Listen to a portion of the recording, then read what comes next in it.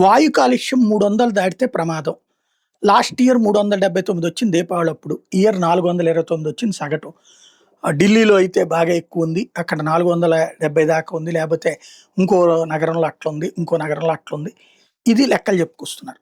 Overall ఇంత పెద్ద దేశంలో కొన్ని చోట్ల కాలుష్యం ఎక్కువ ఉండొచ్చు. కొన్ని చోట్ల తక్కువ ఉండొచ్చు.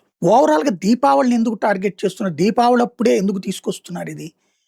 అంటే కావాలని చేయడమే. దీపావళితో నాశనం అయిపోతుంది. అంటే కోర్టులకి ఈ ఫీడ్‌బ్యాకే. ఇదేంటి విదేశీ సంస్థలతో నిధులతో నడిచేటటువంటి సంస్థలు స్టార్ట్ చేసేది. దీపావళి వాళ్ళు కొత్తగా పెట్టారా? శతాబ్దాల నుంచి నడుస్తుంది. దీపావళి బాణాసంచా కాల్చేటప్పుడు ఆ పొగ మనము చూస్తాం, మనము పీలుస్తాం. అట్టగే దోమలు చస్తాయి అదే టైంలో. అనేక ఏదైతే ఈ పాములు, గీములు లాంటివి కూడా అదిరి పారిపోతాయి ఆ రోజున. వాస్తవంగా జీవావరణం, పర్యావరణం, శారీరక ఆరోగ్యం అన్నిటిని దృష్టిలో పెట్టుకొని ప్రతి పండగ వెనకాల ఒక సైన్స్ ఉంటుంది. ఆ సైన్స్ కోణంలో నుంచి చూస్తే ఒక రకం ఉంటుంది.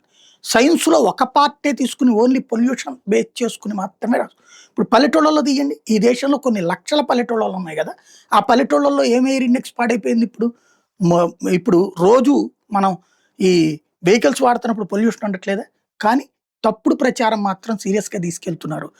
మీడియా దీనికి తెలిసో తెలియకో ఆ ట్రాప్‌లో పడుతోంది. విదేశీ శక్తుల ట్రాప్‌లో హిందుత్వ పండగల మీద విషం చిమ్ముతోంది. మిగతా వాళ్ళ పండగలకు సంబంధించినటువంటి సందర్భంలో సైలెంట్‌గా ఉండి, ఇప్పుడు న్యూ ఇయర్ అప్పుడు మరి ఎందుకు చేయట్లేదు? అంటే మేము అంతే చేస్తాం అన్నటువంటి కోణంలో నడుస్తోంది.